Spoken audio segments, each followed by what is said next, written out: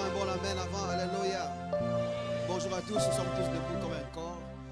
On va adorer le Seigneur et prendre ce temps. C'est vrai que certains chants qui chantent, certaines personnes ne connaissent pas. Nous n'avons pas de choix que d'avoir des chants à la gloire de Jésus-Christ. Sinon, si on commence ici, ça ici, non. Chantons les chansons qui sont centrées sur Christ. Les chansons qui donnent gloire à Jésus. En fait, ce que nous prêchons, c'est ce qu'ils chantent aussi. Et nous croyons que s'ils vont chanter ça, vous allez vous habituer. Aide-moi à dire à ton voisin, comment ça, non? Vous allez vous habituer. Vous allez vous habituer. Allons passer à la parole de Dieu. Avant cela, j'aimerais qu'on prenne un petit moment où nous adorons le Seigneur. Essaye d'exprimer ce que tu ressens dans ton cœur. La reconnaissance que tu as auprès du Seigneur. N'adore pas le Seigneur parce qu'il a créé le ciel et la terre. Non, ce n'est pas la raison pour laquelle nous adorons. Nous adorons le Seigneur parce qu'il a accompli des choses en Jésus-Christ. Il est notre Dieu parce que nous le connaissons en Jésus-Christ. Si ça n'a pas été par la révélation en Christ, nous n'aurions même pas connu qu'il était Dieu. Nous avons su qu'il était Dieu à cause de ce qu'il a accompli pour nous en Christ. Alors bien aimé dans le Seigneur, de là où vous êtes, si vous allez lever la main, tant mieux. Si vous n'allez pas lever la main, tant mieux. Mais quand même, adorez le Seigneur. Exprime ta gratitude.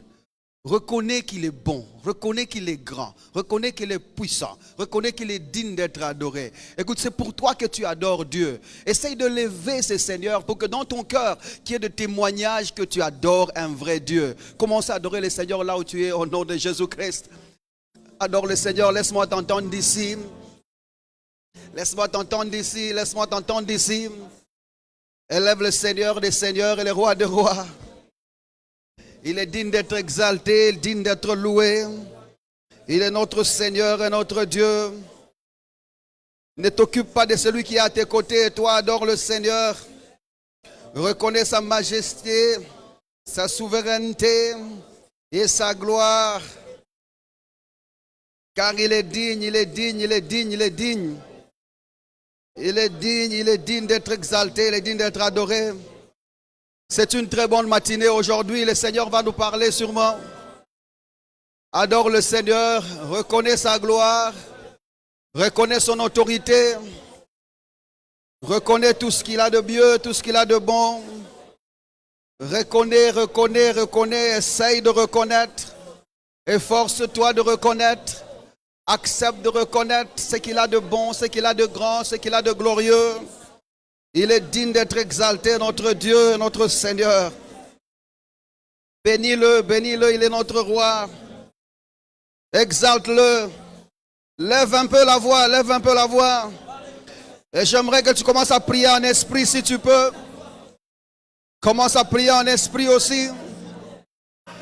Deux fois, le vocabulaire de ce monde n'arrive pas à exprimer ce qui est mieux pour le Seigneur. Mais l'esprit rallume l'homme intérieur. Commence à adorer le Seigneur. Adore le Seigneur là où tu es, exalte-le.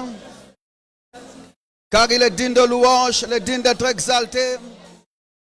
Prends un moment pour bénir le Seigneur. Tu en as besoin ce matin. Bénis le Seigneur de tout ton cœur. Essaye de vanter le salut sur ta vie. Reconnais le salut sur ta vie. Pendant que tu adores ces grands dieux, ces grands rois. Adore-le. Laisse que ton voisin soit saturé de la présence du Seigneur.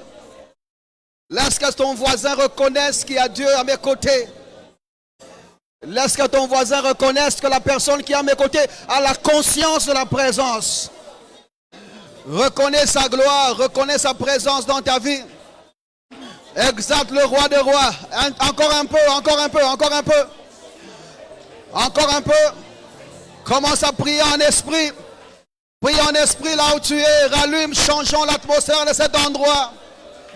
Il y a un Dieu dans cette salle. Il y a un Seigneur dans cette salle. Reconnais sa magnificence. Reconnais sa gloire. Reconnais sa dignité. Reconnais sa personne, son autorité. Reconnais qui il est. Il mérite la gloire et l'exaltation. Tendre Père et tendre Dieu. Il est incomparable notre Seigneur. Il est incomparable notre Roi. Il est incomparable, notre Dieu. Alléluia. Alléluia. Alléluia. Comme des fils bien-aimés, Seigneur, nous t'exaltons. Te bénissons, Jésus. Toi qui nous as transportés à la conscience de qui tu es. Et toi qui as scellé ton identité dans nos vies. Maintenant, nous sommes fiers de répondre par ton nom. Merci, Jésus. Merci pour ta parole dans nos vies. Merci pour ces grands saluts, Seigneur. Comment échapperions-nous à ces grands saluts? Nous avons vu tes bontés, Seigneur, nous pousser jour après jour à la repentance. À accepter, à désapprendre, Seigneur, et à adhérer en ta volonté et dans l'esprit de ta parole. Merci au Père de gloire. Je te bénis pour mon frère et pour ma soeur ce matin. Mon frère qui a pris la peine d'être en ces lieux, Jésus. Je vois ce matin qu'il ne perdra pas son temps. Et que chaque mot, chaque phrase qui sera dite en ces lieux, ça sera pour son édification. Seigneur, aujourd'hui comme hier et plus que hier, Jésus. Donc que tu nous édifies dans la profondeur des choses que tu as prévues pour nous. Donc que la maturité soit visible dans nos vies, dans ce que nous écoutons et entendons. Et que nos vies soient directement affectées par ta parole qui sait sonder nos cœurs. Merci Jésus. Merci Seigneur. T'es béni au Père de gloire. Je me permets de prier pour ceux qui sont en route, Seigneur. Accepte au Père de gloire de nous unir en ces lieux. Afin comme un corps, nous puissions grandir dans ta parole. Merci Jésus. Nous te bénissons et nous t'honorons.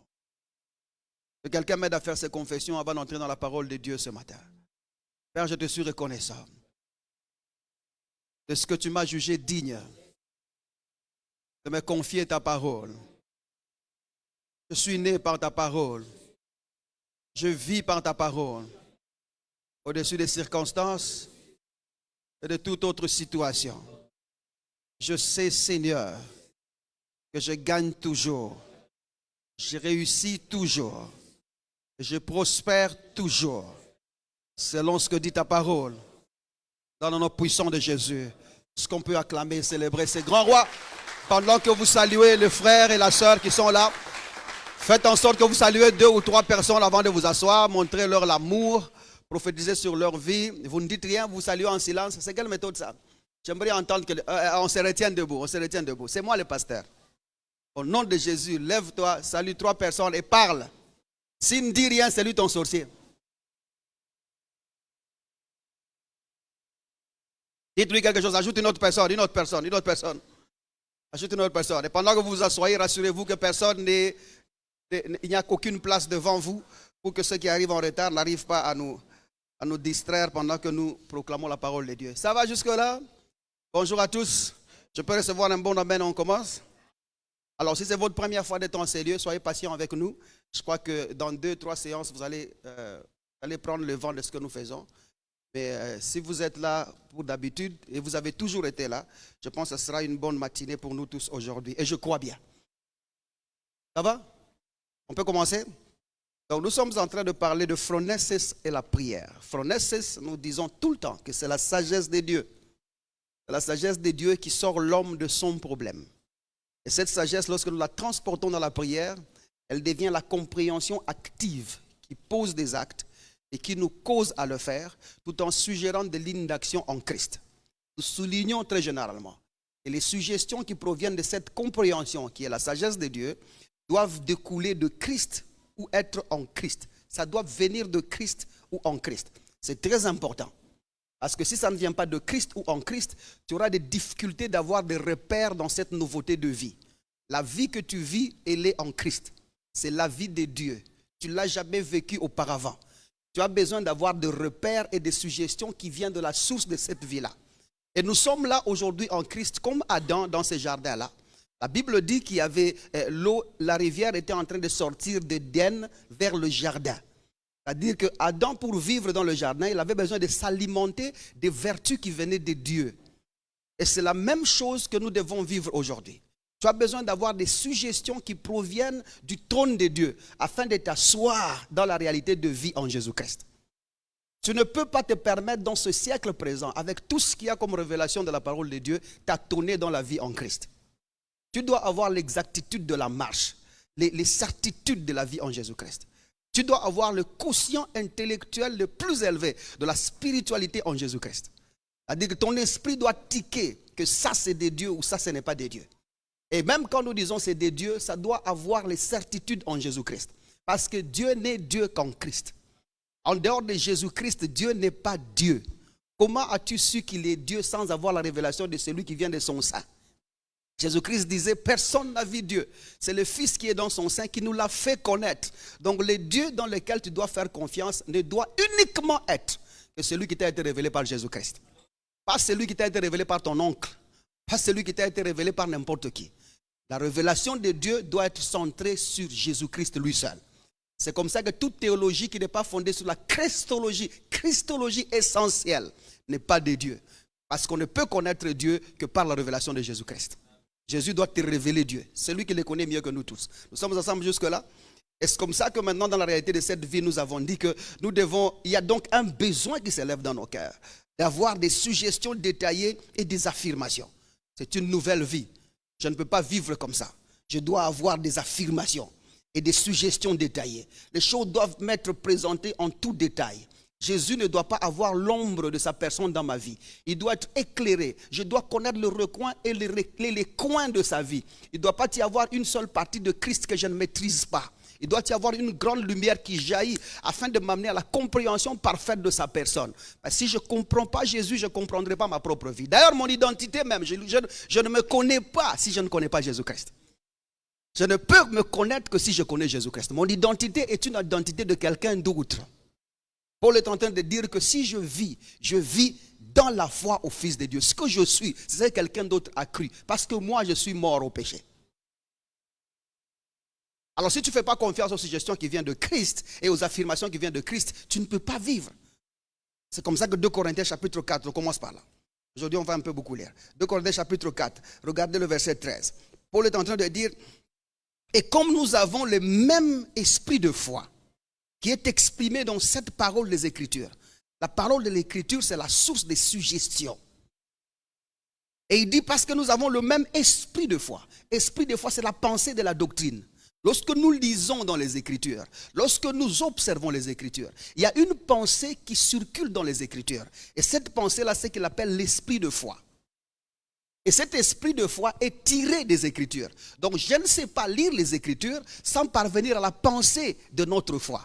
Il y a une pensée, il y a un processus de raisonnement qui caractérise et que nous tirons des Écritures. C'est que nous appelons l'inspiration du Seigneur. La Bible n'est pas la parole de Dieu. La Bible contient la parole de Dieu. Vous êtes avec moi jusque-là?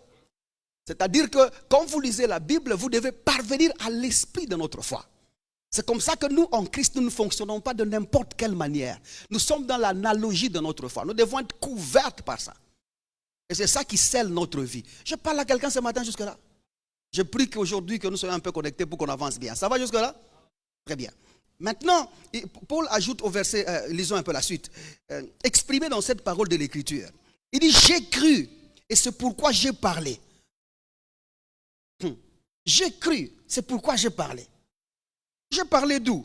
Il ajoute même, nous aussi, nous croyons, c'est pour cela que nous parlons. La question c'est, Paul, tu parles de quoi? Il dit, j'ai vu les Écritures comme vous. Je me suis accroché à l'esprit de la foi et j'ai parlé. Qu'est-ce que tu as donc dit? Observez la suite. Verset 4. Il dit, sachant de ce que j'ai parlé, sachant que celui qui a ressuscité le Seigneur Jésus-Christ nous ressuscitera aussi avec Jésus et nous fera paraître avec vous en sa présence. Cette certitude ici, les affirmations que Paul donne ici, ont été directement suggérées par les détails qu'il a eus de la parole de Dieu. L'esprit des Écritures a suggéré à Paul les affirmations qu'il nous donne là. Et c'est comme ça qu'il a parlé de ce qu'il a cru. Tu me comprends jusque-là? On ne dit pas n'importe quoi. Nous ne parlons pas n'importe comment. C'est des suggestions qui viennent de nos affirmations que nous déclarons. C'est comme ça que nous avons dit que deuxièmement, il y a aussi le besoin de parvenir aux affirmations qui boostent nos déclarations. Nous ne disons pas n'importe quoi. Nous ne disons pas n'importe quoi. Tout ce que nous déclarons doit venir des affirmations ou des suggestions qui produisent les affirmations qui nous poussent à déclarer. Nous ne disons pas n'importe quoi. Aide-moi à dire à ton voisin, nous ne disons pas n'importe quoi. Est-ce comme ça que je vous ai dit jeudi? Vous vous rappelez du verset qu'on a lu? Proverbe chapitre 18, je crois le verset 13. La Bible est en train de dire, celui qui parle sans avoir écouté, c'est créer la confusion lui-même. Tu seras déçu. Si tu commences à déclarer des choses sans avoir écouté, ce que tu déclares doit venir des suggestions de l'esprit, doit venir des suggestions de la parole de Dieu. Nous ne disons pas n'importe quoi. Nous ne parlons pas n'importe comment. C'est comme ça qu'il y a des gens qui peuvent se réveiller le matin. Je prie tout, pas celui qui me fortifie. Je prie tout, pas celui qui me fortifie. Ah bon? C'est vrai? Tu vas arriver à l'aéroport là-bas, tu te tiens devant l'avion, habillé en pilote, tu dis à tout le monde, monte, monte, monte. Et nous disons, Francis, nous te connaissons. Toi, tu as fait l'économie. Tu es devenu pilote. Tu dis, non, je prie tout par celui qui me fortifie. Vous allez monter. Alors, qu'est-ce que veut vraiment dire je prie tout par celui qui me fortifie? Si tu commences à le déclarer oisivement comme ça, tu auras des fausses impressions. C'est comme ça que tu vas te retrouver dans un domaine qui ne sont pas de tes compétences. Tu échoues avec le Jésus que tu proclames. Et beaucoup de gens sont comme ça. Où les gens sans compréhension des choses, sans souvenance, sans suggestion des choses de Dieu, déclarent les capacités qu'ils prétendent avoir en Jésus-Christ. Et ils sont en train d'échouer avec Jésus comme compagnon d'échec. Pendant que la Bible est claire, elle dit, avec Dieu, nous faisons des exploits. Mais toi, tu es avec Dieu, tu n'as aucun exploit, aucun résultat. Mais tu dis, je prie tout par celui qui me fortifie. Le puis tout là, c'est quoi d'abord le puis tout? Jusqu'où puis tout? Tu peux te permettre de tout faire parce que tu peux tout avec Jésus-Christ. C'est comme l'autre là était en pleine discussion, il dit, bon, le voleur ici, nous l'avons chassé, juste quand on voulait l'attraper là, il nous a échappé. Je comprends ce que la Bible dit, il peut tout par celui qui le fortifie. Jésus a été complice dans le vol de quelqu'un. Tu prends la femme de quelqu'un et puis on veut t'attraper, tu sors de ce... Ah, Seigneur, j'ai pris tout par celui qui me fortifie. Vraiment? Donc, puis tout de fortifie. C'est quoi d'abord ça? Donc, ça devient important parce que ça devient une déclaration hasardeuse qui devient comme un slogan qui ne remplit pas de fruits parce qu'il provient des sources de non-compréhension. Et quand vous prenez un verset juste en dehors de son contexte, vous cherchez un prétexte. Le verset biblique, un verset ne peut tenir que dans l'environnement de son contexte. Si vous l'enlevez de son contexte, il ne peut plus tenir. Je peux tout ignorer, c'est où? C'est Philippiens? Allons un peu voir ça. C'est Philippiens chapitre 4. Allons un peu voir ça. Répétons-le dans le contexte. C'est Philippiens chapitre... Ça doit être 4. Philippiens chapitre 4, je crois au verset 12 ou 13. Ça doit être 13. Je puis tout, verset 13. Philippiens chapitre 4, verset 13. Je puis tout par Christ qui me fortifie. Ok. Le verset comme ça, il est pris pour chercher des prétextes. Et ça va justifier tout. Tu n'as pas fait la mécanique, tu ouvres le véhicule quand même. Tu n'as pas fait l'électronique, tu dis non. Cette télévision-là, ouvrons-la, ouvrons-la. Tu n'as pas fait la menuiserie. Ou bien, il y a des garçons qui montent les meubles en ville ici. Moi, j'ai essayé. Ne prenez pas leur place. Eux, ils ont la compétence et les qualifications de faire ça. Nous avons essayé de fermer les armoires dans nos maisons. Nous sommes restés avec beaucoup de boulons et quelques bois. Mais l'armoire est finie. Je ne peux pas dire je peux tout par celui qui me fortifie. Rentrons dans le contexte. Je pense que pour bien lire, allons au verset 10. Remettons-le un peu dans son contexte. J'ai éprouvé une grande joie dans le Seigneur de ce que vous avez pu enfin renouveler l'expression de vos sentiments pour moi. Et vous y pensiez bien. Et l'occasion vous manquait. Il dit aux Philippiens, vous avez eu la volonté de m'aider, de me soutenir, de venir à mon aide, mais seulement le temps. Parce qu'au fait, quand ils ont pensé de le soutenir, Paul n'a pas pris beaucoup de temps là où il devait être. Il a quitté l'endroit. Et eux, ils pensaient quand même l'aider, ils pensaient quand même le soutenir. Verset 11. Il dit, ce n'est pas en vue de mes besoins. Paul dit, ce n'est pas parce que j'ai des besoins que je dis cela. Car j'ai appris à être content de l'état où je me trouve. Le mot content là-bas, c'est le contentement. C'est-à-dire, j'ai appris à vivre dans le contentement, dans l'état où je me trouve. Ça, c'est le problème de beaucoup de chrétiens. Les chrétiens ne sont pas dans le contentement, ils sont dans l'appel de matériel. J'ai vu ici les fêtes ici de fin d'année, Noël, bonne année. Regardez comment est-ce que les gens étaient agités. D'autres sont avec nous ici, vous avez des dettes. Vous êtes endettés pour quelques poulets et quelques riz. Maintenant, la propriétaire de riz doit rentrer acheter sa marchandise. Il faut lui payer. Mais vous avez dit, juste pour 1 ou 2 jours, vous vous êtes agité comme ça. Un enfant de Dieu doit être dans le contentement. Apprends à être dans le contentement. Vive dans le contentement. Paul dit, j'ai appris à vivre dans le contentement. Regardez le verset 12. Je sais vivre dans l'humiliation.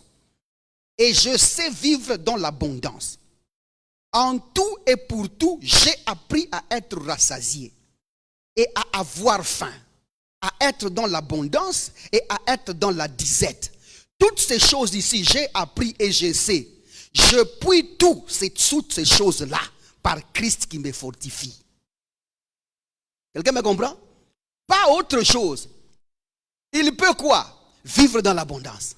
Il peut quoi? Vivre dans la disette. Il peut quoi? Vous voyez, c'est cadré dans le contexte des circonstances qu'il traversait là. Pas dans n'importe quelle situation. Quelqu'un me comprend jusque-là? Quoique l'assertion a des vertus spirituelles, mais le remettre dans son contexte, ça devient bien pour ne pas créer de faux espoirs. Parce que tu risques d'intenter le poste de président de la République sans les compétences requises. Tu vas souffrir le pays. Parce qu'il y a comme ça des gens, tu intentes n'importe quoi. Et on te dit, bon, on est en train de chercher bourgmestre. Tu acceptes bourgmestre. On est en train de chercher, ça c'est quoi? Les autres là c'est quoi? Chef de quartier. Tu acceptes chef de quartier, mais tu sais bien que toi tu bégayes. Tu veux organiser les réunions de quartier comment?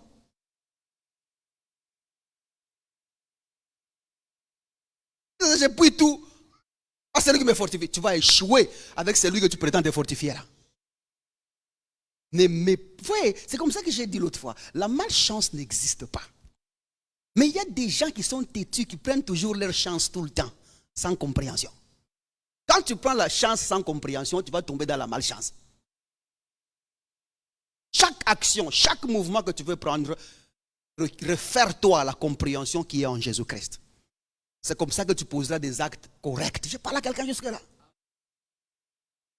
La troisième des choses que nous avons dit, c'est parvenir. Ça va avec je puis tout? Ça va, on ne va plus vous entendre? Hein?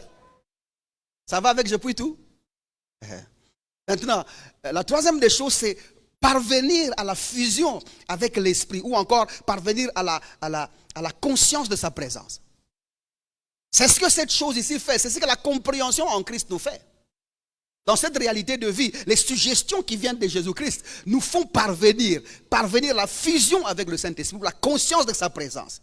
Et de cette conscience-là de sa présence, quelqu'un doit parvenir à arrêter de penser qu'il marche avec Dieu et accepter qu'il fusionne avec Dieu ou il vit en Dieu. Parce que tu ne peux pas faire les deux choses en même temps. Tu ne peux pas marcher avec Dieu et être en Dieu en même temps. Soit tu es en Dieu, soit tu marches avec lui. Ceux qui sont parvenus à la conscience de sa présence et ont réalisé que leurs pas sont les pas de Dieu. Dieu touche avec leurs mains. Il voit avec leurs yeux. Il entend avec les oreilles. Il parle par leur bouche.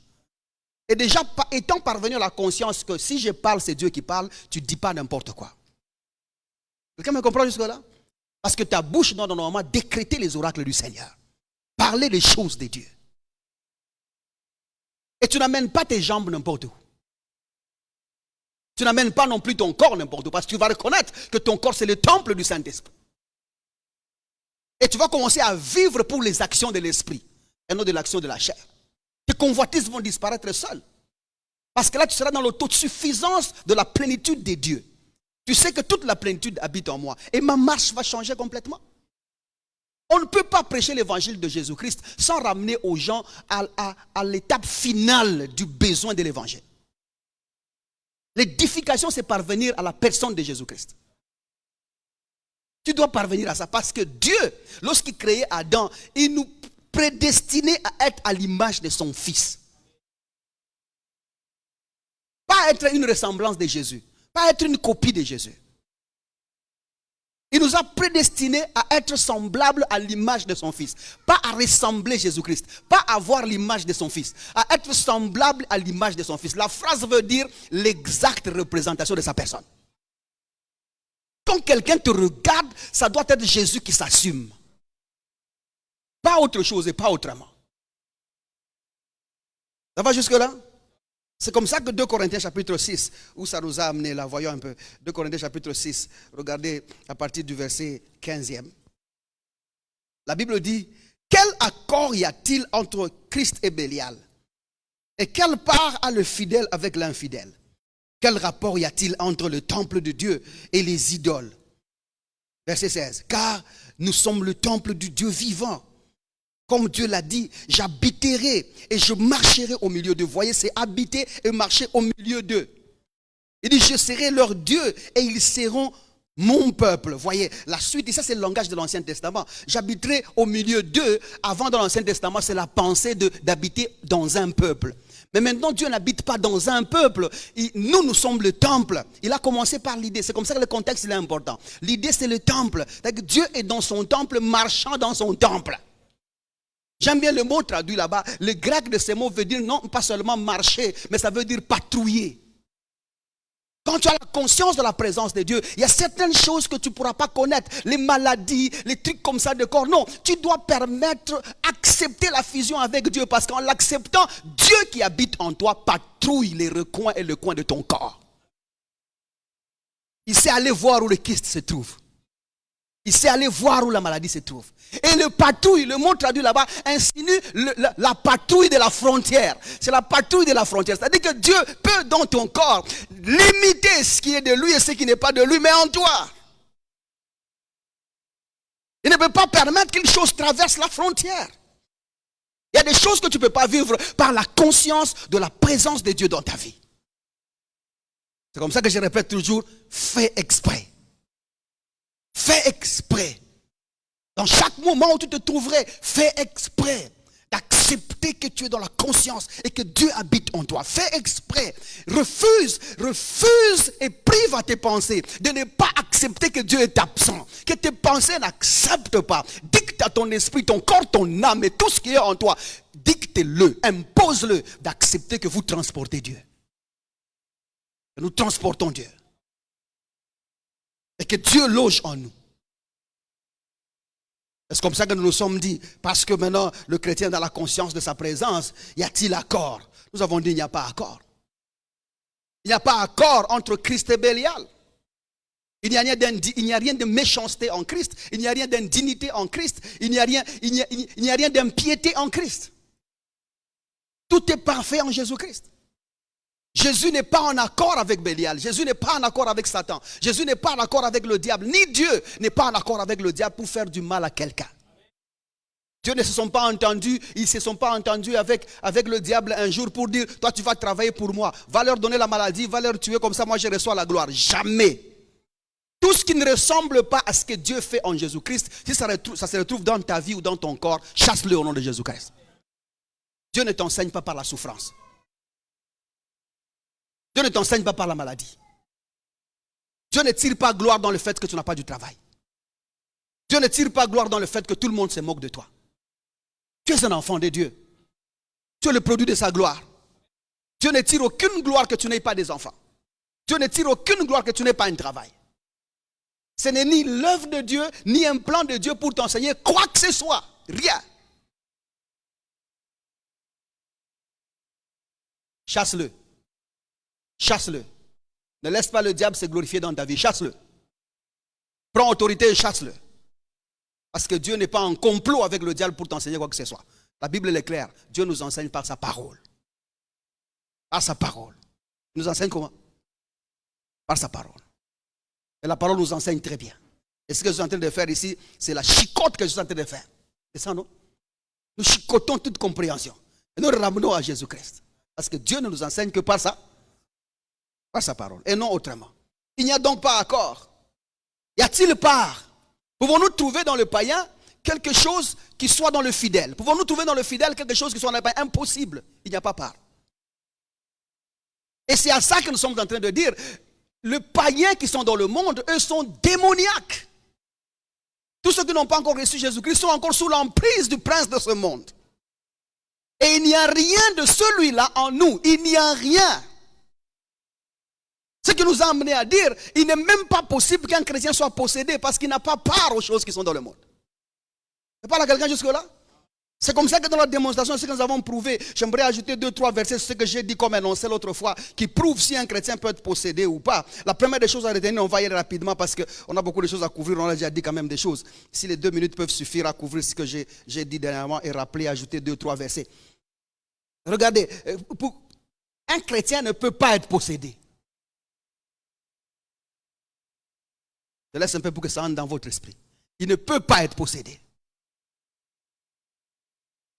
Même si ton père biologique, c'était le distributeur de fétiches du quartier. Tu ne peux pas être possédé. Je répète, tu ne peux pas être possédé. Même si ta maman, c'était la reine des prostituées de je ne sais pas de quel coin. Tu ne peux pas être possédé. Pas possible. Et même si tu es allé provoquer les démons toi-même, même si tu étais secrétaire général de Lucifer, zone Afrique, comme l'autre là. Maintenant que tu as reçu Jésus-Christ comme Seigneur et Sauveur, tu ne peux pas être possédé. Être possédé. Ce n'est pas possible. Pourquoi tu ne peux pas être possédé? Premièrement, parce que le chrétien ou le croyant a connu rupture avec son vieil homme. Romains chapitre 6, verset 6, pour ajouter au verset qu'on vous a donné dernièrement. Romains chapitre 6, verset 6, il dit, le vieil homme a été cloué avec Christ à la croix. C'est là qu'il se trouve. Et même si le vieil homme a été descendu de la croix, entré dans le tombeau, là même, lorsque nous sommes ressuscités, nous avons bien vu que les liens sont restés dans le tombeau. Et que Jésus-Christ est sorti sans lien. Nous les chrétiens, nous n'avons pas ressuscité comme Lazare. Avec des liens. C'est dirigeant vers l'homme de Dieu qui doit nous délier. On va couper ces trucs. Donnez-moi seulement les temps. Donc là, il y a l'homme de Dieu qui nous appelle. Non, le chrétien n'a été ressuscité par personne. Nous n'avons pas été ressuscités par Lazare. Il y a quelqu'un qui dit Lazare sort. Non, personne nous n'a dit chrétien sort. Nous sommes sortis seuls par la puissance de la parole. La Bible le dit, il y a eu tremblement de terre. Ceux qui étaient dehors ont vu la pierre être déroulée. La gloire de Dieu a déroulé cette pierre-là. Il est rentré dans le tombeau. Il a délié son propre corps du lien qui les liait. Il est entré dans le corps. La Bible dit, si l'esprit de celui qui a ressuscité Christ dans les morts habite en vous, celui donc qui a ressuscité Jésus dans les morts rendra la vie à vos corps mortels. Celui qui est sorti pour ouvrir le tombeau est rentré, a repris son corps avec l'esprit de sa vie. Délié. Et nous sommes sortis. Et puis n'oubliez pas, couverts d'habits de gloire. Nous sommes sortis sans lien. Personne ne nous a ressuscités. La puissance de la parole nous a sortis de là. Il y a eu rupture. Rupture complète entre le vieil homme et la nouveauté de vie que nous sommes. Et il faut aussi savoir que le chrétien, ce n'est pas une continuité de la vie passée. La nouveauté de vie, ce n'est pas une amélioration de l'ancienne vie. Ce n'est pas une modification de comportement. Ce n'est pas une version corrigée de qui tu étais. L'ancien homme est mort. Celui qui est ressuscité, celui qui est là devant vous, c'est une nouvelle créature qui n'a jamais existé auparavant. Ce n'est pas un nouveau homme. Ce n'est pas un nouveau homme. C'est une nouvelle créature. Les hommes existent déjà, ensemble avec les chiens, les crocodiles et les lions. Mais à côté de toutes les créatures qui existent sur terre, une nouvelle créature vient d'être introduite. Celle qui n'a pas été créée en Éden, mais qui a été créée en Christ. Les autres créatures sont d'Éden. Nous sommes de Christ. C'est une autre créature que le diable ne reconnaît pas. Comme ça que Paul dit, tout corps n'est pas corps. Pas nous voir parce que nous avons 2 pieds et 2 mains, tu crois que nous sommes comme vous. Nous ne sommes pas comme vous. Nous sommes des êtres glorieux. Nous sommes nés de la maison de Dieu. Nous sommes dans la maison de Dieu. Avec des vertus que Dieu lui-même connaît. Le diable ne nous maîtrise pas. Les démons ne nous connaissent pas. D'ailleurs, quand nous passons, les démons ne peuvent pas ni nous croiser, ni nous rencontrer, ni faire route avec nous. Ce n'est pas possible. La gloire de Dieu que nous dégageons est un tremblement de terre dans le camp de l'ennemi. Le diable prie que nous ne passons pas à côté de son quartier général. Le jour où, s'ils avaient déjà mis leur quartier général dans ce quartier-là, le jour où toi tu aménages dans ce quartier-là, tout le quartier général déménage. Ils ne peuvent pas supporter d'être à côté de la divinité active dans l'humanité. La gloire de Dieu présente dans le croyant ne peut pas être comprise par le diable. Ce n'est pas possible. On nous a très mal expliqué la nouveauté de vie, qu'on a vu que la nouveauté de vie c'est juste quelqu'un comme ça. Parce que dans notre ignorance, les gens ont vécu des petites choses là manifestées chez les païens. On a cru que nous étions des hommes normaux. Nous ne sommes pas des hommes normaux. Il y a les uns et les autres. Nous sommes des autres, nous autres. Chez nous, les vierges couchent sans mari. Nous marchons sur les eaux. Alors, priez pour nous. C'est mal la nuit. En priant là, j'ai dit Jésus. Je me suis fatigué même. Et le souffle s'est arrêté. Mon corps paralysé. Oui, j'ai attendu.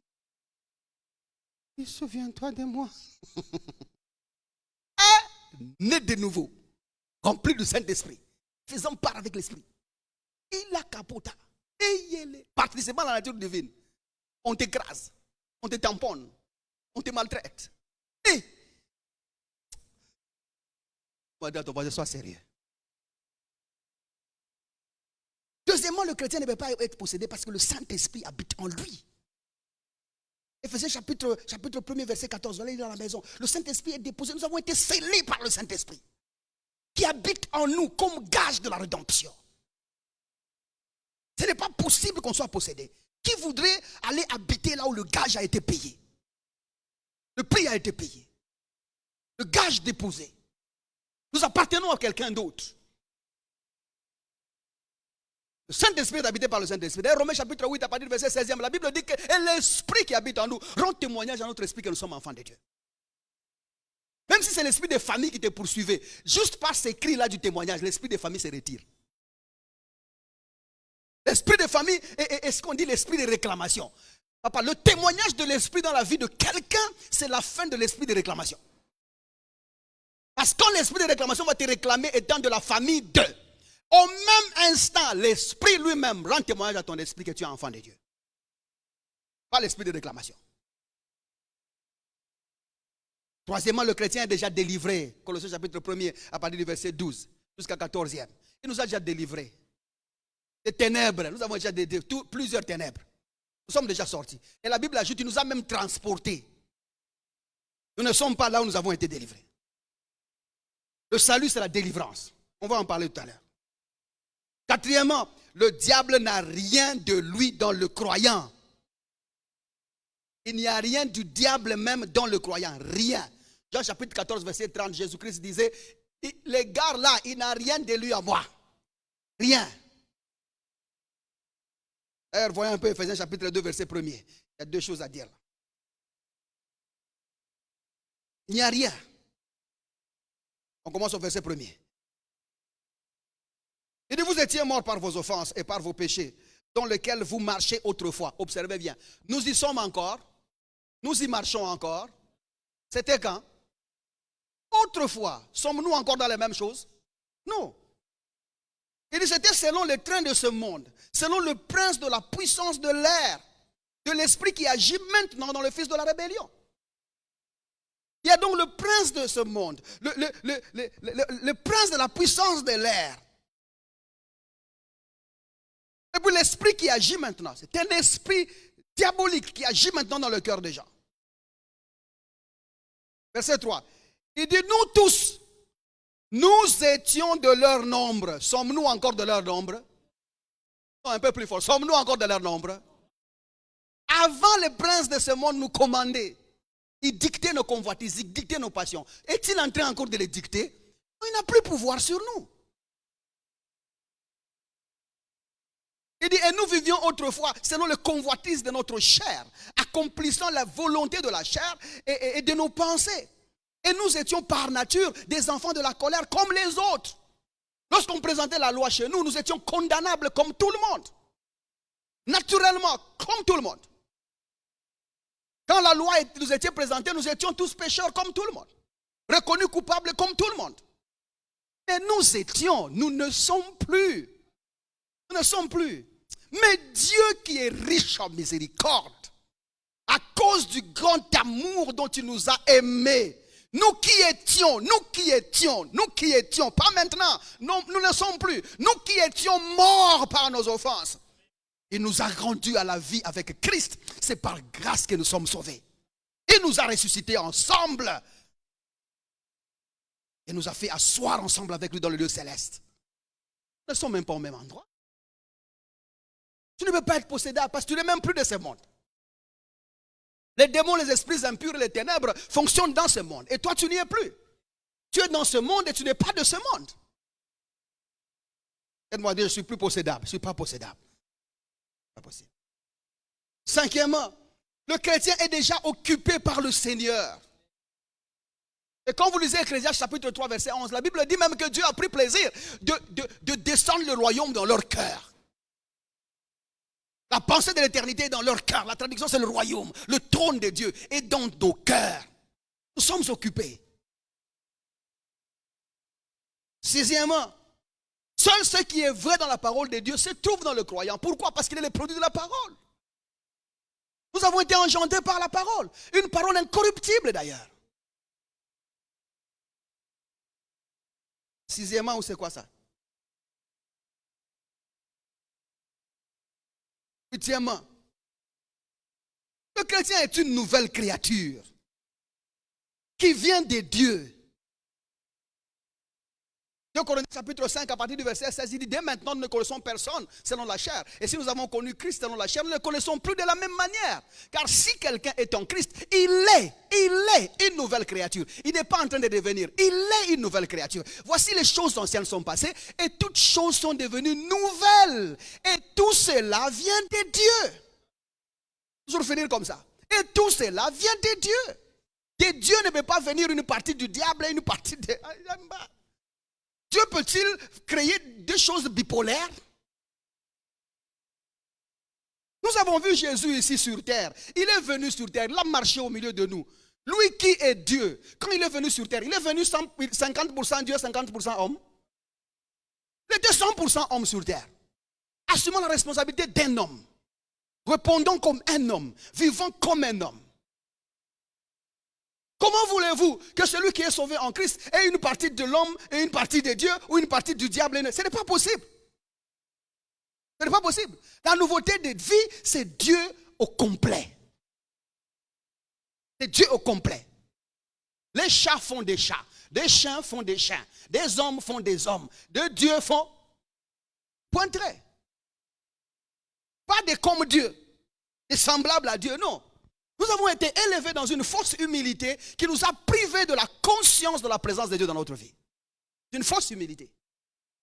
Où les gens ne veulent pas assumer la nature qu'ils ont en Christ. Ils préfèrent assumer une autre nature à peu près proche de celle-là. Un Dieu éloigné d'un homme est faible. Dieu dans le croyant, Dieu en Christ doit être dans le croyant.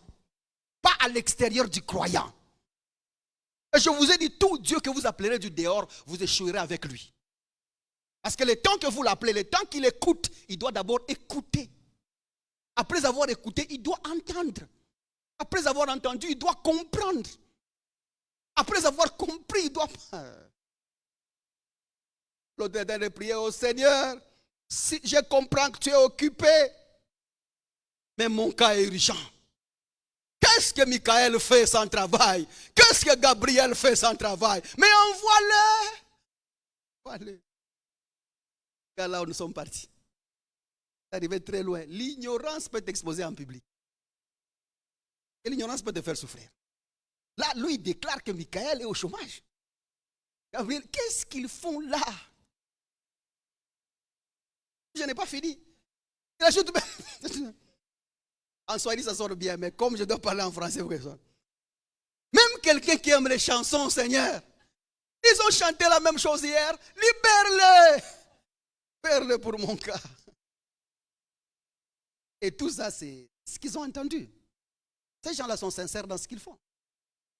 Ce qu'ils ont entendu, ils prient exactement ce qu'on l'a enseigné.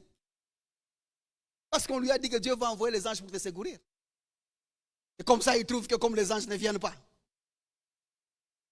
Et ce sont des trucs qui, sans le savoir, ça introduit l'égoïsme, les prétentions, et les mauvaises pensées, les mauvais positionnements. Tu vas croire que c'est toi qui dois t'occuper par l'autre. L'amour du prochain n'est plus là. Et tu vois, tu es là dans la jalousie convoitisante. Prenez mon émotion. Ah non, les paniers circulent encore. Panier d'où? Il circule.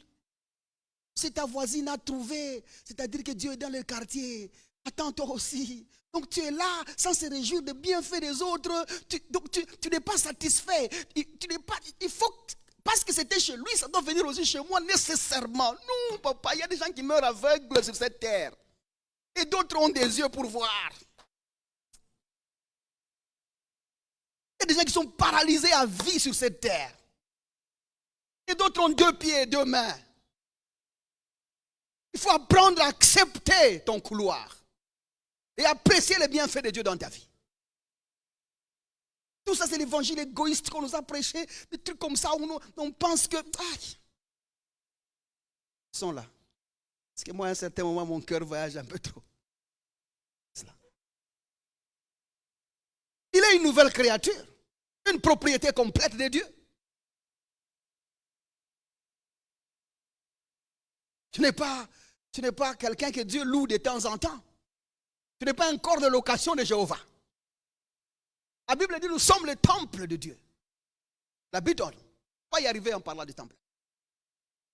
Parce que certaines personnes pensent que Dieu, en moi, c'est comme Metro Church Cambove City. Donc quand nous partons, si notre église vient, quand nous partons, on organise une fête de mariage ici. Donc tu penses que c'est cette salle. Tu vois, tu n'es pas cette salle. Depuis que Dieu t'a trouvé, il n'a plus où aller.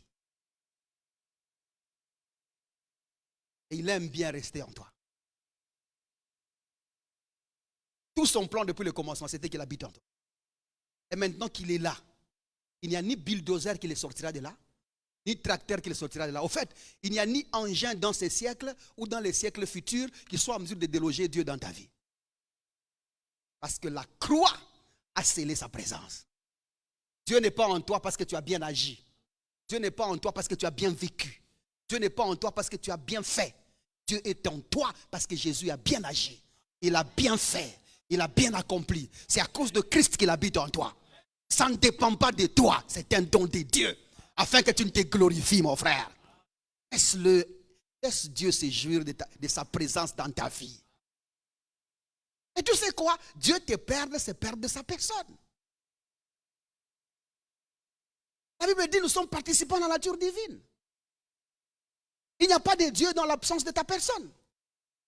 Il n'y aura Dieu que si toi tu fais partie de la divinité. Si tu te soustrais de la divinité, Dieu n'est plus Dieu. C'est ce que David tentait de dire dans l'Ancien Testament. Est-ce que les morts peuvent glorifier Dieu? Ils ne peuvent pas. Ceux qui sont morts au péché ne peuvent pas rendre gloire à Dieu ou ne peuvent pas sceller la divinité de Dieu. La divinité de Dieu n'est reconnue que par des vivants en lui. C'est nous qui boostons sa vie. C'est nous qui rendons sa vie possible. C'est un autre chapitre. Dernièrement, le chrétien a plutôt part à l'esprit. Le chrétien a part à Christ. Part à l'esprit parce que la Bible dit il est impossible pour ceux qui ont part à l'esprit de tomber. C'est impossible pour eux. Ça c'est Hébreux chapitre 6 verset 4. Lorsque vous lisez en Hébreux chapitre 3 verset 14, la Bible dit que nous sommes participants de Christ. Nous faisons part en Christ. 2 Pierre chapitre 1 à partir du verset 4, la Bible dit que nous sommes participants dans la nature divine. Le chrétien non seulement il a part avec le Saint-Esprit, il a aussi part avec Christ et il a aussi part avec Dieu. Comment peut-il être possédé, ces messieurs? Un impossible. Le chrétien ne peut pas être possédé, c'est impossible. Dis-moi à ton voisin, il n'y a pas de démon en toi. Dis-lui fort parce qu'il ne comprend pas bien. Dis-lui fort, il n'y a pas de démon en toi. Et si tu es plus proche avec, bouge son épaule et dis, il n'y a pas de démon en toi. Oh non, j'étais dans cette église-là, je suis tombé. Oui, oui, tu es tombé parce qu'on t'a préparé psychologiquement. Si je commence ici, je vais venir là-bas, il y a des gens qui ont souffert avec des esprits pendant longtemps. Préparez-nous les bassins là. Parce qu'il y a des gens qui vont vomir, il y a des choses qui... Vous avez dansé avec nous. Et joué avec nous. Les trucs de l'esprit. Qu'est-ce que la chair vient faire dedans?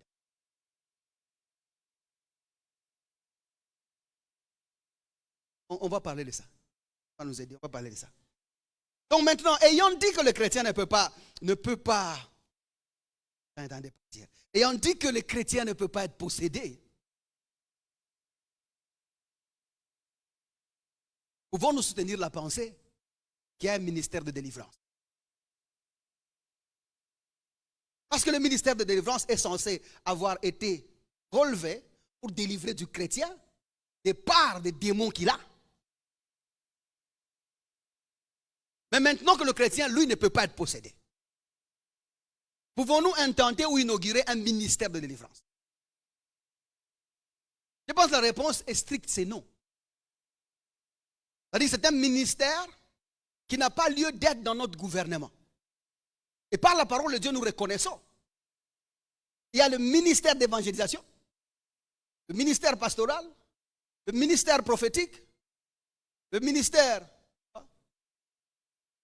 pastoral et celui de l'enseignement. C'est ça, non? Les 5 suffisent pour édifier quelqu'un. Avant qu'on aille même dans les fonds, en quoi est-ce qu'un ministère de délivrance édifie l'Église? En quoi? Si ce n'est en spectacle et en sujétion subjective, c'est les bons. Parce que tout le monde maintenant, par ce qui se passe dans la vie de la soeur et du frère qui est tombé et qui par l'autre là, commence à avoir des suggestions. C'est-à-dire que le diable donne une information attentive de prudence démoniaque qui les expose à la peur et à la crainte afin de l'ouvrir une place pour frapper. Tous ceux qui sont sous ces trucs-là vivent dans la crainte inopinée de l'exercice démoniaque. Et ils sont là, reconnaissant plus ce que le diable peut faire dans les hommes que ce que Dieu a accompli pour eux en Jésus-Christ. Ils vivent sous une terreur constante de réalité de l'effectivité du diable dans la vie des croyants, imaginez, des croyants pour lesquels Dieu a payé le prix. Le diable peut quand même avoir une porte et souffrir de vie. Et les gens s'éloignent peu à peu de ce que Dieu a fait pour eux en Christ et adhèrent à un système démoniaquement manipulé, concocté, pour essayer de replacer les gens dans l'emprise satanique. C'était hier, plus demain. Et pas aujourd'hui. Parce qu'à partir d'aujourd'hui, ce truc-là doit tomber au nom de Jésus-Christ. Je rentre dans la matière parce que c'est un grand sujet. On va y aller doucement et on va respecter aussi les temps parce qu'on ne sait pas courir derrière. Je me suis dit, même 100 ans, on va faire. C'est ça, non? L'essentiel est que nous parvenions à la compréhension à quelqu'un. Tout d'abord, la question, c'est cette idée est venue d'où? Comment est-ce que subitement, là où tout le monde savait que Jésus est Seigneur, et là où tout le monde savait qu'un chrétien ne pouvait pas être possédé, là où on prêchait l'évangile dans sa pureté, on disait que si quelqu'un a reçu Jésus-Christ comme Seigneur et Sauveur, c'est fini, il n'y a plus de lien entre lui et les diables, c'est fini, il n'a plus part aux choses des démons, il est libre complètement. Cette idée est venue d'où? Pourquoi est-ce que subitement dans nos églises, il y a maintenant il y a des phases de entertainment? C'est quoi entertainment en français? Des phases de divertissement. Parce qu'on commence à divertir les gens dans l'église. Et quand vous le dites, pourquoi est-ce que vous parlez aux démons? Ils disent non, Jésus aussi a fait. Combien de fois Jésus a-t-il parlé aux démons? Et quel a été le but de ces parler-là? Quel est le message que Jésus voulait communiquer? Donc vous n'avez pas reçu le message, vous avez vu seulement la démonstration. C'est comme par exemple, vous trouvez un poteau qui vous dit centre-ville, c'est à gauche. Vous arrivez devant le poteau, vous dites centre-ville, centre-ville, centre-ville. Vous allez partir? Non, celui-là indique quelque part. Allez là où il vous indique. Si vous restez sur centre-ville, vous n'irez nulle part. Une indication, ce n'est pas la destination. Et nous ne pouvons pas confondre ces choses-là dans ces détails. Je parle à quelqu'un jusque-là. Donne-moi votre attention, mon frère. C'est très important ce que nous disons. D'où est-ce que c'est venu? Abdias chapitre 1er, verset 17. Ça, c'est le verset mère du ministère de délivrance.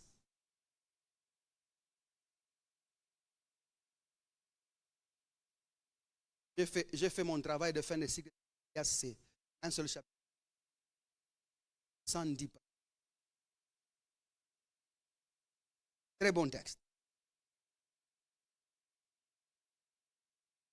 Très bon texte. Maintenant, regardez Abdias chapitre 1er, le verset 17. C'est d'où ça vient. L'origine du ministère de délivrance, c'est celui-ci. C'est leur verset doctrine. C'est ce qui renforce l'existence de ces ministères-là. Verset 17. Mais le salut sera sur la montagne de Sion. Elle sera sainte. Et la maison de Jacob reprendra ses possessions. Et la maison de Jacob reprendra ses possessions. Là, ce n'est pas le problème. Le problème, il est dans la traduction du texte sur le mot salut qui est là. Si quelqu'un a la version Darby ou la version King James, on vous dit clairement que mais la délivrance sera sur la montagne de Sion. C'est ça, non? Quelqu'un a une version comme ça? Darby ou l'autre là, ou King James, ainsi de suite. D'autres versions disent ça. La délivrance sera sur la montagne de Sion.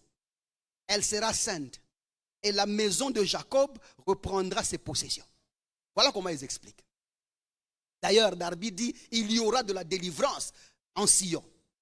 Et King James lui dit, il y aura délivrance en Sion.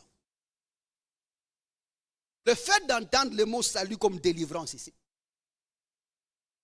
ils se sont dit, Sion, c'est les sauvés.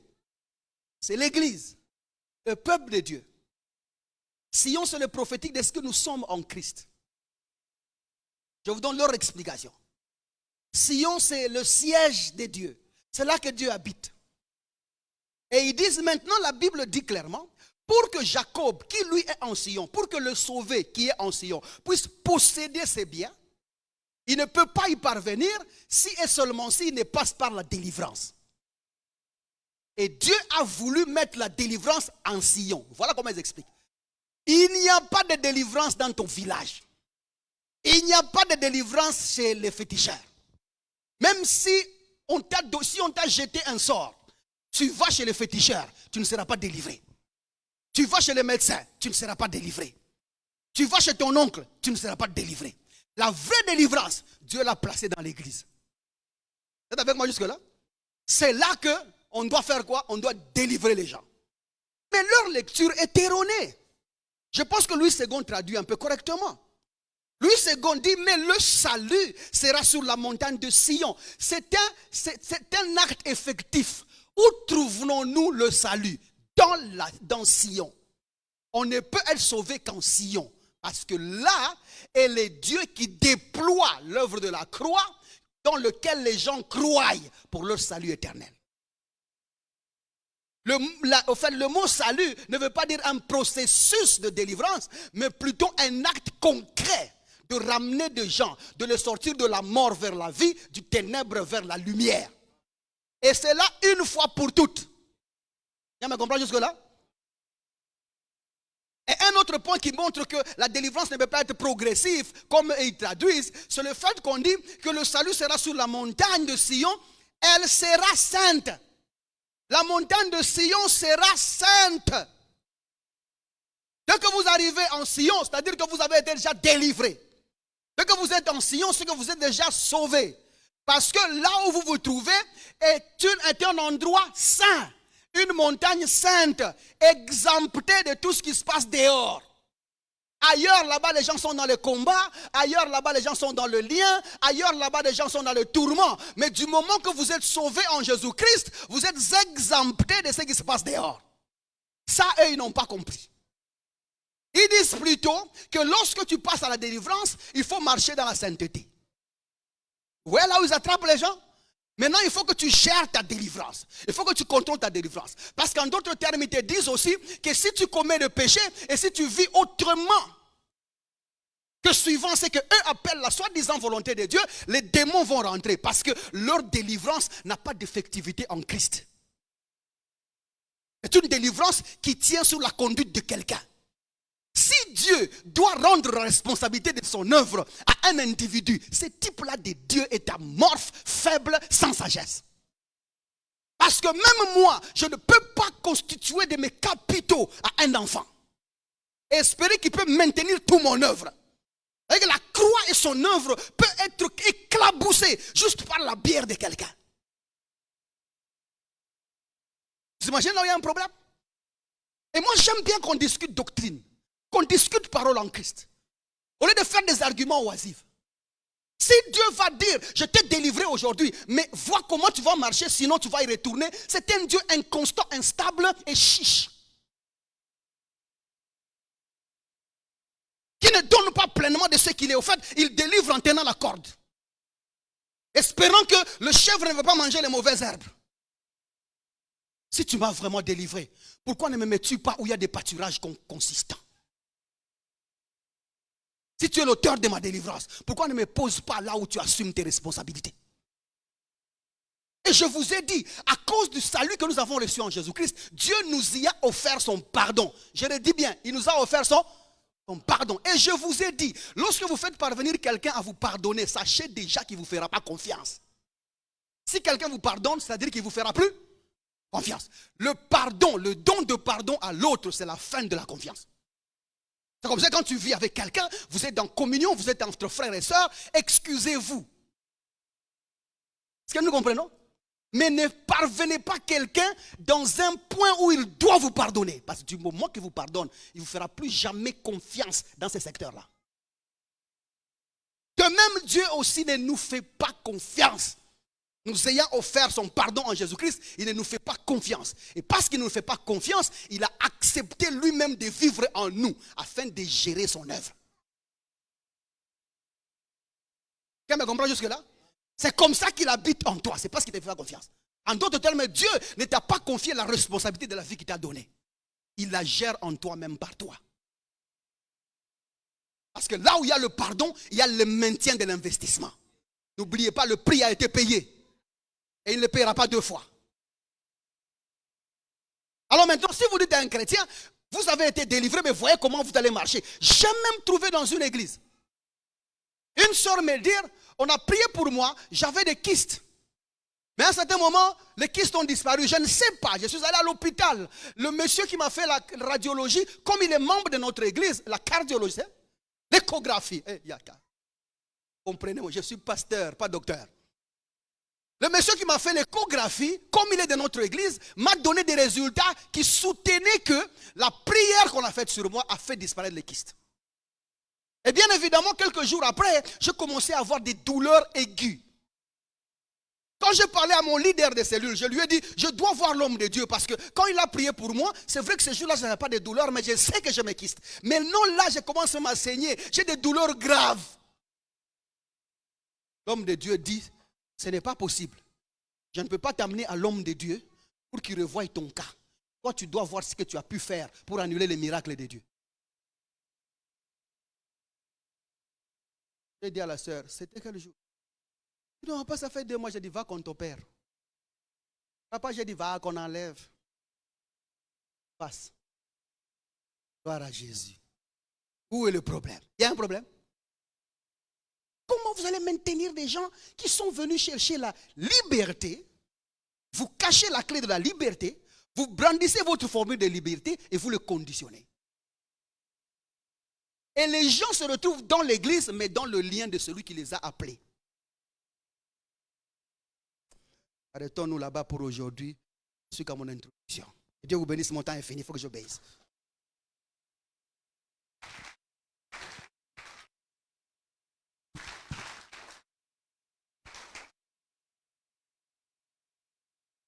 Et vous avez une chose qui est plus intéressante, je pense que je vais y revenir jeudi.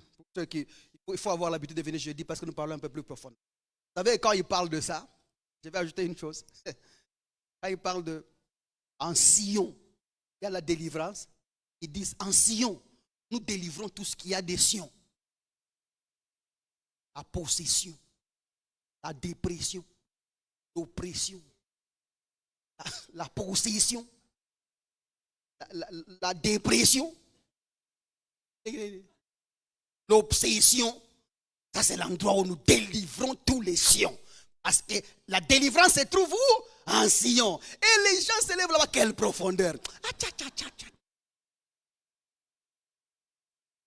Je vous pardonne. Vous et vos profondeurs. Je bénis quelqu'un. Je crois que jeudi, on va commencer par ça. On lapide d'abord ces trucs. On finisse d'abord ces confusions. Vous savez, le fait de dire aux gens que vous pouvez vous délivrer par la prière quelqu'un de l'oppression. Vous venez seulement vous l'imposer, la main, la dépression part. C'est un mensonge. Je vais vous donner le problème que ça fait. Parce que les gens ont vécu cet entertainment. C'est quoi l'entertainment en français encore? Divertissement. Vous les divertissez dans l'église. Et tu vois, tu es entré comment? Tu es sorti comment? Toi, tu partais. Et les gens sont là en train de vous écouter. Mais non, la personne s'identifie. Son cas, c'est exactement ça. Quand elle est à l'église, elle se sent bien. Mais quand l'église finit, elle rentre à la maison, elle retourne dans l'oppression la plus profonde. Et nous avons des chrétiens qui viennent dans l'église par thérapie de culte. Parce que nous le privons de la cure. Ah, je parle bien. Ah, en tout cas, tu es tout parlé. Vous t'en êtes français. Il faut que je réserve un peu le français pour la prochaine séance. Que Dieu vous bénisse. Merci beaucoup. Acclamez le Seigneur, glorifions-le parce que le temps est passé.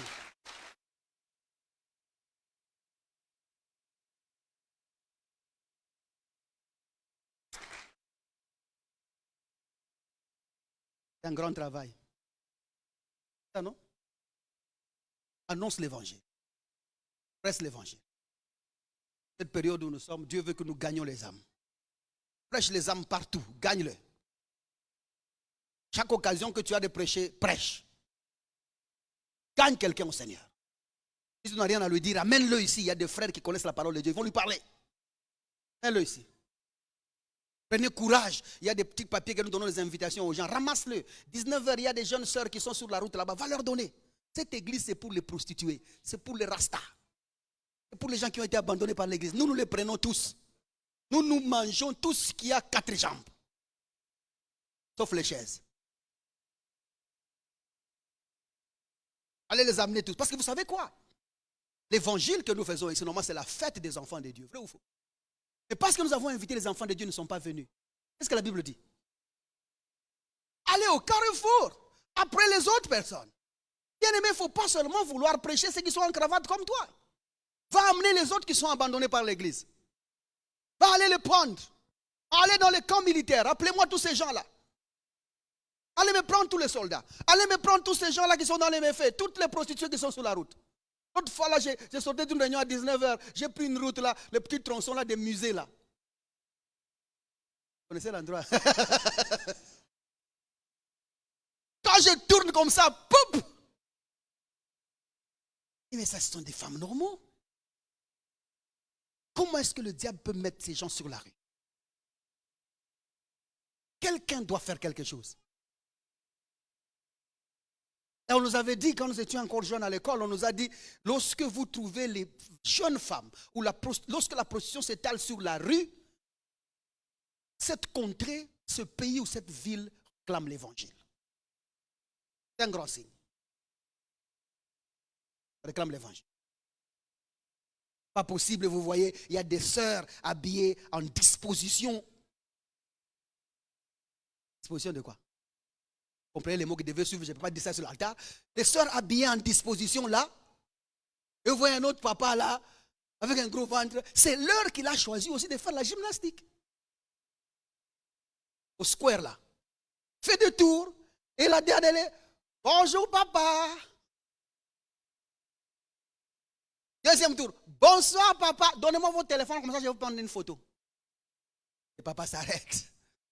La sœur l'aide après la photo. Merci beaucoup pour la photo. Vous pouvez prendre mon numéro, papa, ce n'est pas un problème. Comme ça, demain, quand vous venez marcher, elles ont des stratégies. Demain, papa rentrait, il a déjà transpiré. Demain, non, il ne rentre plus transpiré. Lui demandait où sont les habits de sport. Il dit, hey, je les ai oubliés sur les squares. Ok, tu veux venir quelqu'un, on arrête là. Je vais parler. Au lieu d'être là en train de penser, non, il passe par les squares, qu'est-ce qui va arriver? On m'a dit sur les squares. Non, au lieu de penser à ça, va pêcher sur les squares. Résout ces problèmes une fois pour toutes. Crée l'absence de celle qu'on doit convoiter du square. C'est ça, non? Ainsi, il ira faire son gym au square, sans problème. Et vous, les jeunes gens qui vous plaignez, non, j'ai laissé mon jean, on m'a volé. C'était mon dernier jean. Qu'on te vole même le polo qui reste. Parce que les gens qui volent les jeans et les polos, c'est la ligne, c'est quoi? Hein? Corde de linge, là, sont généralement les voleurs du quartier. C'est ça, non? Donc ça, c'est un signe qui te montre que tu n'évangélises pas. Parce que si tu prêchais Jésus, ces voleurs-là seraient convertis. Au lieu qu'ils te volent, il va prendre, prier pour toi et venir te dire, j'ai vu la menace des pluies. J'ai gardé ça dans la maison, tu peux reprendre ton pantalon. Ah, ça sera ton frère dans l'église, c'est ça, non? Ah, acclame le Seigneur très fort, allez être là. Merci beaucoup. Ferme les yeux là où tu es, Comme ça, je vais prier un peu. Père, au nom de Jésus, il n'y a ni part, il n'y a ni accord. Et nous avons compris que ce que nous sommes est impossédable. Et nous ne pouvons être possédés. C'est comme ça que je prie, Seigneur, que chaque mot qui a été dit sur cet altar puisse trouver écho dans la vie de mon frère, écho dans la vie de ma soeur, afin qu'elle se souvienne à l'instant T. À chaque fois que cette parole sera dans le besoin d'être connue, c'est-à-dire que les suggestions suggèrent ces choses, afin que mon frère et ma soeur puissent identifier son identité et se rebellent à toute tentative démoniaque. L'obra paleski daloshkeviamai. Seigneur, plus que hier, nous sommes complets et accomplis en Jésus-Christ. Rien ne manque dans nos vies, rien n'est perdu dans nos vies, rien n'est à chercher dans nos vies. Seigneur, tu nous amènes à la maturité la plus parfaite. Et lorsque nous nous tenons debout, nous savons qui nous sommes. Nous agissons dignement et responsablement. Parce que nous connaissons ton investissement dans nos vies. Nous ne sommes pas n'importe qui. Nous sommes l'investissement de Dieu. Merci Jésus. Merci pour ce que tu as accompli et ce que tu as réalisé dans nos vies. Je prie pour mon frère et ma soeur. Quel que soit ce qui fait du bruit dans sa vie, nous le taisons au nom de Jésus-Christ. Nous disons en cette saison, nous sommes protégés, nous sommes gardés. J'érige l'étendard de victoire et je l'élève, Seigneur, sur nos vies. Parce que